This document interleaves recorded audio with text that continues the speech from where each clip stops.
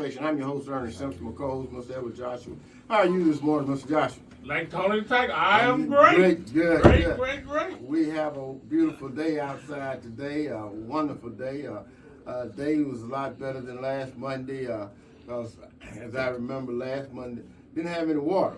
No water. This morning, don't have all the water that we've been accustomed to, but we got more than we've had. Yes, sir. For a while, and so we're in progress. That's right. Progress. And so we have a group here this morning to talk to us about our water situation. And so we have Mr. Pat Roberson and Mr.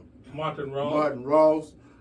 We got the Chief of Staff, Mr. James Valley, here. They're going to all give us an update on our water crisis here in the Helena-West Helena area. Now, before we get into that, you got any announcements that you? I always have announcements, Mr. Okay, Simpson. talk to us. You know, my announcement, we're going to have a shout out. You know, we're always going to give somebody a shout out. And I want to give a great big shout out. And I've been seeing a lot of Facebook posts and Instagram posts where they've been shouting out to city workers of Helena, West Helena, how very dedicated they are, because they've been out there in the rain, in the snow. They've been out there digging those ditches. So they're so very undervalued that I'm going to give a shout out to the workers of the Helena-West Helena, because without them, guess what? We wouldn't have more water. And you know what, Mr. Joshua? They hadn't just been working Monday, Tuesday, Wednesday, Thursday, Friday. They've been out there on Saturdays and Sundays, because I've been driving around and I've seen them out there. And we just want to say thanks to all of them. Thank you. Now, we have three of them in here to talk about the water update. Who do we want to start with? The Chief of Staff? Yeah, start with the man in charge, the big guy. Good to have you here with us, Mr. Valley. Can you just kind of tell us a little briefing on where we are with the water situation? Yes, sir. It's a day-to-day struggle trying to keep water flowing to the customers to whom it is flowing. Of course, they've been doing these valve exercises where they isolate certain parts of the water lines in order to get the water pressure up to the people who are actually getting water.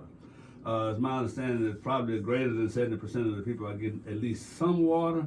It may be higher than 70%, but we had a major setback this morning as an 8-inch line blew out over there by Weavers, and our water tank dropped from 55 feet down to about 39 feet. Oh. It is going back up. It's up to about 42 feet as we are doing this program on the radio right now. And that's because our people have learned how to close off valves so we didn't lose the whole tank. Mm-hmm. You know, this time last year we probably would have lost the whole tank because the valves, you know, this system, I hate to talk bad about people who did work in the past, but it's built in a way that I might call engineering malpractice, the way we have, when they came in the 70s and put the fire hydrant lines down, they left the old lines beside them. So it's kind of hard sometimes to turn water off completely, and that way you can't isolate where the leaks are. And so it's just been a difficult thing. We got folks with all kinds of equipment that's doing all kinds of work, and I'm sure Patrick Roberson, who's here, and Martin Rawls, but certainly Patrick can give you his experience. He's been hands-on and watching some of the work that the Quaterbaum Plumbing, our own employees, and Arkansas Rural Water is doing, trying to massage this situation. We also have some people coming down from Central Arkansas Water today. Some of them are former employees of the Helena water system, Kevin Miller and others. They're going to look for leaks and identify those leaks and try to help us to get those leaks fixed as well. And so it's kind of all hands on deck on Saturday, Sunday, and whenever we can get them out to work to do this. And certainly want to thank Martin Rawls, who's a Justice of the Peace, has been coordinating, giving out water and things of that nature. I want to take his part of the show, but I'm not here to tell you about that. But we got people coming together trying to help us with this situation. We're closer to a solution than we were a week and a half ago, but we still got a ways to go on this problem. And I'm so glad that you mentioned that now that, and you know, it's a blessing in disguise. Even though we're going through this water crisis, it's a blessing in disguise, because those water guys now are getting a valuable lesson on how to, they're learning a lot from these guys that have been very experienced, the rural water, and those other guys, and they're step to step with us. So now, when we have this crisis, or hopefully we don't have it again, but when we have issues that come, now they are getting this knowledge, and that's just like a hands-on apprenticeship. Yes, so sir. I'm so glad that they are taking hand in hand, and I noticed some pictures on social media in which they're actually explaining to the workers what they're doing, and that's a great teaching. Well, okay, we have Mr. Rawls here. We want to just get him to give his take on this. I understand he's been doing a lot of volunteering and helping out. So just kind of let us know what your role has been during this time. All right, so I'm pretty much have been involved the most part with just the recovery efforts, as I don't actually live in Helena, I live in Marvell, but I saw the need that we had thousands of citizens that needed water, and once the county judge declared the emergency, I was working with the OEM director, Russell Hall, to pinpoint how we could get the resources we needed throughout the community. So it kind of started, I guess it was last weekend when the first shipment came in, and we passed those out with the help of the police department, the fire department, and the sheriff's department, and a lot of others.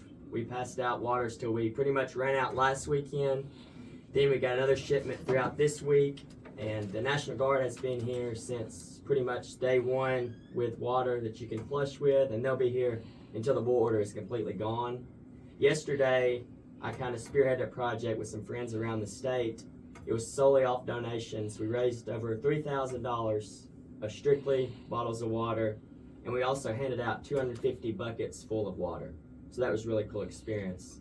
And it's been eye-opening, I guess you would say, and very heartfelt. Everyone has been extremely grateful. I mean, the line was from Hickory Hill all the way past Rio.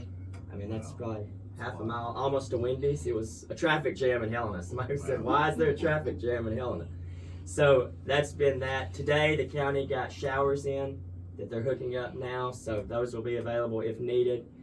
They distributed this morning at the college through both banks, and then tomorrow, I think, at Eliza Miller, they're having a water giveaway. Yes. And then when that one's over, I think at the Justice Complex, they'll start giving waters back out. Also, I think that Eliza Miller opportunity, they're giving away, you bring your containers, we got 2 big tanks on the correct, Mr. Simpson, and then we're gonna be able to fill your containers up, and also I think they're gonna have some showers out there also. I'm not for sure. I think Mr. Shante mentioned that they were gonna have some showers also in a giveaway. But we're looking for volunteers. So if you need to volunteer, please come and call Miss Patricia Asante. I don't have a number, but she's out there at Eliza Miller Option Hub, or call Mr. Ernest Simpson. Everybody got his number because he gives it out every day. And just give them a call and just do some volunteering and help them. And I'd like to thank Mr. Martin Rawls for stepping up and volunteering and doing what they need to do for the community. Mr. Patrick Roberson, I know this guy. You know, he's my friend. Yes, sir. You know, he's one of the first guys I bumped into when I first moved here, and he always been a straight up guy. You know, he always been a straight up guy. So tell me your opinion of what's going on. I know Mr. Valley, you know, he's there too, but we sometimes need another opinion of what's going on. Sure. Before we start though, I just want to say a big thanks to Helena-West Helena, or the people of West Helena, just being super patient and letting the workers do their job. They're doing everything they can to get water back to them and back to the citizens, and they've just been super appreciative. They'll stop and well, I'm thankful to Rural Water also for their efforts in it, but everybody's so thankful. They'll just stop and tell them what a good job they're doing. So I'm thankful for the citizens doing that. As far as what's going on with the water, James touched on it. A lot of my points. Those are true. It seems like it's 2 systems, and it was sort of an afterthought, like coming in, putting another system over it rather than tying to it. And the problem in isolating those, as he said, is just that when you're trying to track a leak and you narrow it down to a street, if you can cut water off to each side of the street and the leak stop, I mean, that's where it was. But then when you can't close the valve, or you can't even find a valve because there's 2 water systems laid over each other, it really makes it difficult. So our water system is in desperate need of updating, and those maps aren't like they should. We've got more than one set of maps that conflict. You know, you can't really tell what's going on with them. So there's a lot of needs. We need to get those digitized and consolidated, the maps to just one map. And then we need to take out those smaller lines and come in with the bigger line and just tile our house services in all those, and it will be good for a long way down the road. But that's a lot of money, and I mean, that's one of the biggest obstacles right now. If we had a bunch of money, we'd do all this right now, but we don't yet. Thank you, Mr. Robinson. You know, as you were talking, I've constantly said that, you know, the infrastructure here is just old. Attorney Valley just mentioned that it had something to go off over by Weaver's pipe burst. Well, we're gonna have that all around, especially when we get in new pumps. When we get new pumps, we've got more pressure. These old pipes that's been laying there for 50, 60, 70 years, not gonna be able to take the pressure. So you're gonna have busted pipes. So it's gonna take some money before we can get where we wanna be, where we need to be. A lot of dollars gonna have to be spent here in the infrastructure of the Helena-West Helena. You know, because see, once we get West Helena lined up, then where we need to go, to Helena, you know. So it's just one of those things that time has brought about a time when we need a change. We need to make a difference. And when these pipes were laid back then, we didn't have nearly the technology that we have now. Right. So when we put them down this time, it'll be a better situation, and they will last. If these last 70 years, these may last 100. But 100 years from now, there will still be starting accumulating problems again. Right. So it's just something that time has brought about, a change where the stuff is just worn out, and it needs replacing. And so I'm so glad to see you guys out there working. I was in that line yesterday to Hickory Hill up here, and I think when I got there, it was back there to the bank. You know, Helena National Bank. Yeah, Helena National Bank. But it moves real. You know, I guess I didn't set that 30 minutes.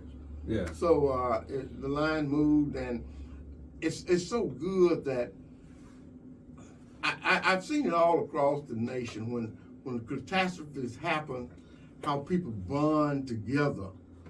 That's what has happened here in the Helena-West Helena system. We have bonded. We got folks that's calling all over. I had a friend from over in Mississippi call and want to know, do y'all need some more water? I got a truck and some tanks and stuff, and I can bring it over.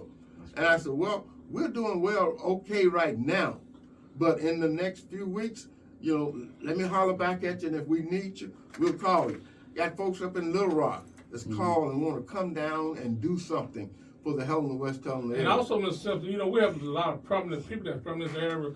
Dr. Alonzo Williams. Right. He sent a truckload of water down here, and they gave it out at the Second Baptist Church, because that used to be his home church. Right. And he brought, and he's also going to send some more stuff down. Yeah. And it's just a blessing that, you know, that when something happens, you know, then your Christian faith comes into play. Yeah. You know, a lot of people, you know, whatever your religious affiliation is, you know, I'm a Christian, so that's all I know about. Yeah. And I just know when people have some crisis, then that kicks in. And I just like to, and also one of the things, we're working so good together as a community that I think there would be no. We're showing the world, we're showing the state, we're showing the nation that we can handle a crisis, and that we need some funding. And we know where this funding goes, and when the crisis comes, we can pull together. So, Governor Sanders, send us some money, because we know what to do with it. Okay, so we're going to take a quick break. Yes, sir. And we'll be right back with Midday Conversation with Ernest, Simpson, Edward Joshua, and our guest.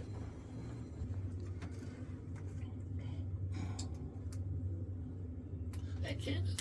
4-3 Radio, I'm your host, Ernest Simpson, McColl's with Edward Joshua. While we were sitting here doing the break, we got a message from the Helena-West Helena school system. They sent it to, I guess, various phones, but our chief of staff just happened to have it here. on his phone. So we're gonna let him let you know what it is that the school district is doing to assist in this water situation. All right, thank you, Mr. Simpson. I'm just going to read the text they sent out. It's a mass text. It says, "Great morning, Cougar Nation. The Helena-West Helena School District is aware of the ongoing water crisis in West Helena, and we are committed to supporting our community during this challenging time. To assist residents, we have established opportunities for school community members to use the showers in the indoor football facility at Central High School and the laundry room in the uphill area at Central High School. To ensure a smooth process, we kindly request that you sign up via this link." And they have a link on the HelenaWestHelenaSchools.org page. "You will be contacted to confirm your arrival time. For those with confirmed time slots, we will provide laundry pods, bleach, and dry sheets if needed. Please note that access to the facilities will be granted only to those with a confirmed time slot. Your cooperation in this matter is crucial to managing the resources effectively. As always, it's a great day to be a Cougar." That's a great thing. The school system is stepping in and helping the community because they are a great part of the community. So we give a shout out to the superintendent, Mr. McGee, and we give a shout out to the school board, and we just give a shout out to anybody that's working in the school. I think KIPP is doing also the same thing. So let's not exclude them. They also are doing some things also.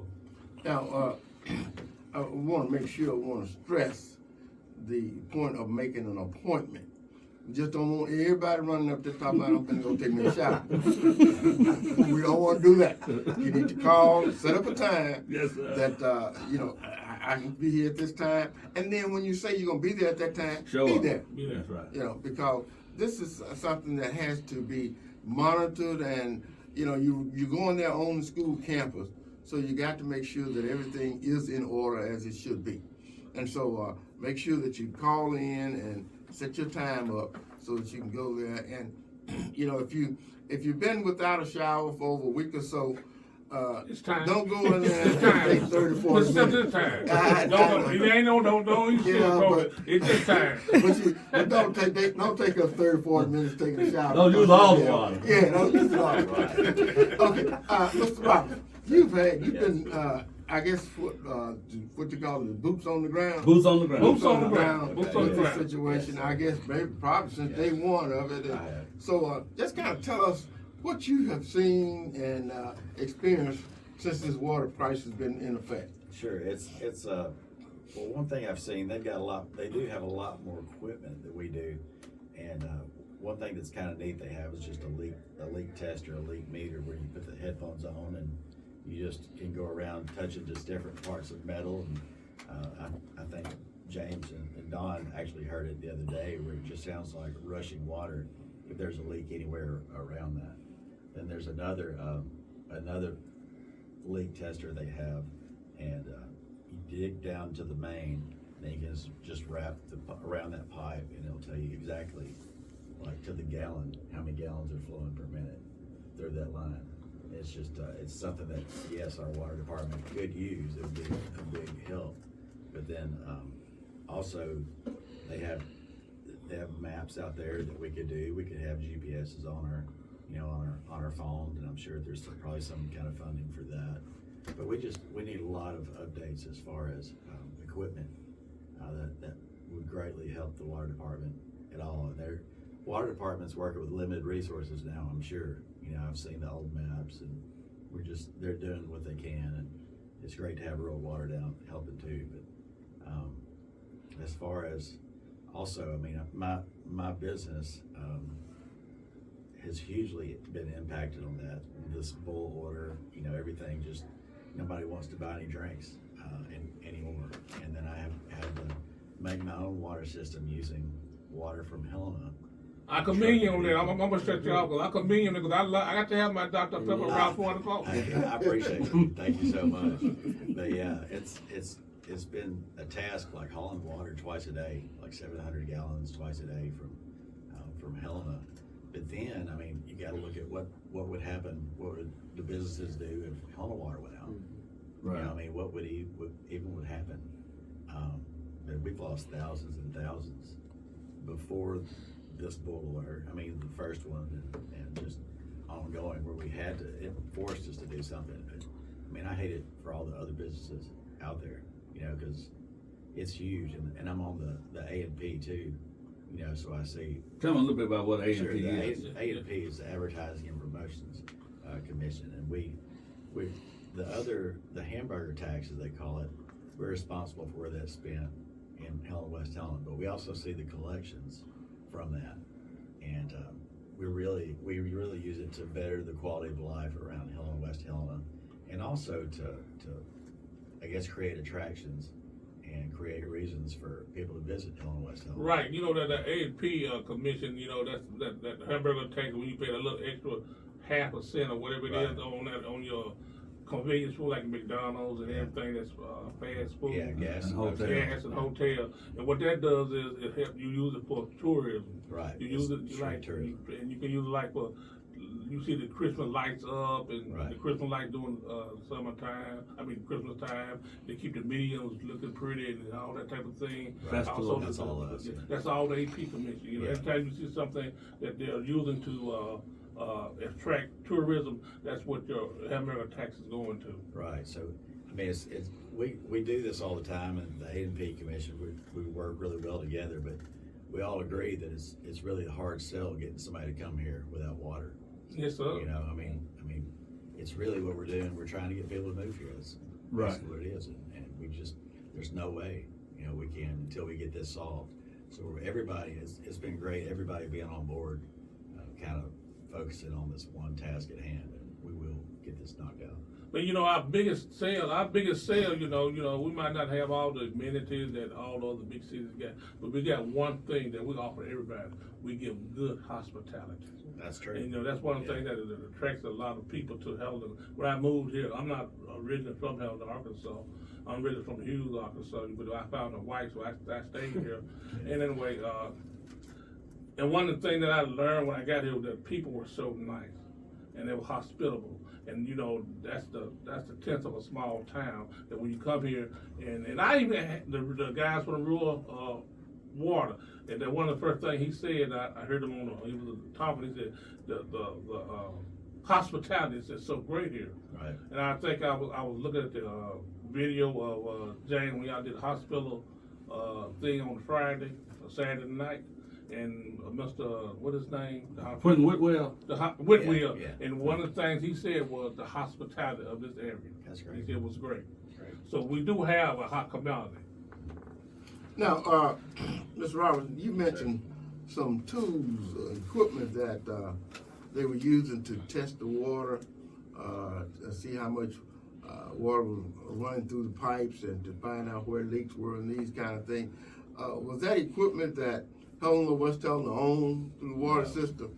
Are this equipment that somebody else has brought in, and we need those kind of equipment to stay here, or we need to get our own or something? Right, these were all from Rural Water Association, and they've loaned it to us and we're trained us to use it, but it's really their equipment, and we're just kind of learning hands-on, kind of a crash course.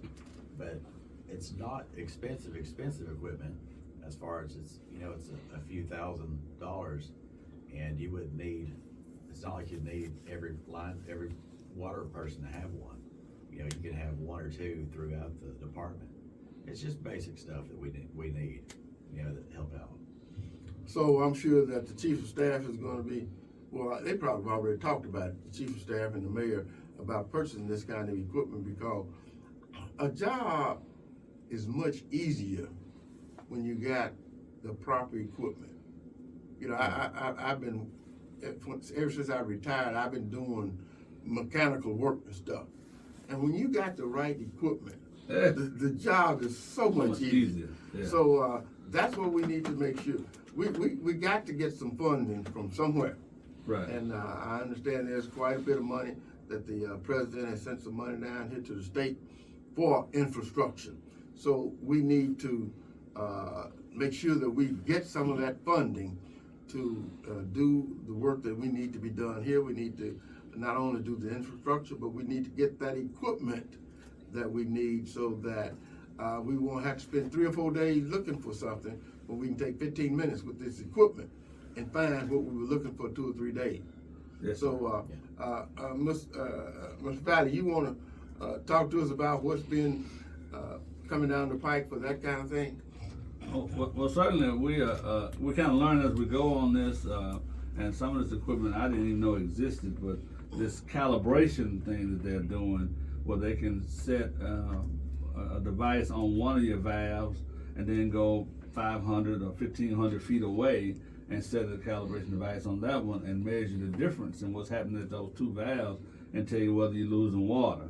Where what we've done traditionally is we walked through ditches, walked through the woods, we, went through people's yards, we used a drone a little bit, we're looking for water above ground. And what we believe now is that some of our water is not coming up above ground, it's coming up and getting into our sewer system, which means our sewer system has a breach where you're getting water into it instead of coming out of people's houses into it. And so we're losing water that way. And you may not ever find it just mechanically or methodically just looking for it because it's going into the sewer system. And so that's part of what we're trying to figure out with all of this. But yes, there's discussions on better equipping and tooling our water department employees and training them along the way on how to use this kind of equipment such that we can get to whatever problem we may have quicker, resolve them more quickly, and even prevent some of those problems from happening. Valve exercise is one of the things Mr. Murdoch has talked about since he's gotten here, but part of the problem has been, where are these valves? Patrick's talking about finding them. You see a picture on one of Patrick's posts where people dug up one in the woods. But worse than that, our street department, through whatever reason they've done it, they paved over valves, they paved over manholes, they put concrete over valves, and I say the street department, it may not all be street department. It may be some contractors who did work for another utility who just didn't necessarily pay attention to or care about our stuff. Because some of our valves are old and square, and the square valves are very old. I mean, they're getting out a unique tool to turn those valves off. The round valves may be the kind that they recognized and didn't cover, but we've had to bring a mini excavator out and bust up the road to get down to the valve to try to turn it off because it's covered up. And we're using the equipment that they have, metal detectors and things of that nature, to find the valves below the asphalt. And so we're just encountering all levels of problems. If anything could go wrong with our system, it has, and it still is in terms of people making mistakes over the years that we didn't know they was making them, Mr. Simpson. We drove across the road, we wanted it to be smooth. And so they paved over that hole that they shouldn't have. When we should have gotten a welder or a metal person to raise the valve, even with the road where you drive over smoothly. And so, that's just one of the things that has happened. One of Don Ethel's quotes is, if anybody points the blame to a single person or a single group of people for this problem, they really just are ignorant of what has happened. Because this has been a multifaceted, multi-person decision making over a course of decades, not weeks or months, that has led us to this point. Whether they shortcut it or whether they thought they was doing the right thing, I don't know. But this system is very complicated the way it's being deployed. Now, there's still help on the way. We are working with Barton Lexer this morning to try to transfer some of our West Helena customers from Dennis Drive, that's the Sands Motel, Dennis, not Denise. Denise is on the other side of Eliza Miller, but Dennis Drive by the Sands Motel and JB Liquor. Not that any of y'all drink. Those customers on that north side of the road, we're gonna try to transfer them to Barton Lexer if we can get that worked out. Instead of trying to have Barton Lexer fill our whole system, just those customers. But taking those customers off will save us between 100 and 200 gallons a minute, which is a substantial amount of water when people got none on the other side. So then we can shift that water to other people in town that may need it. At the same time, we're marshaling more people to work on leaks in West Helena.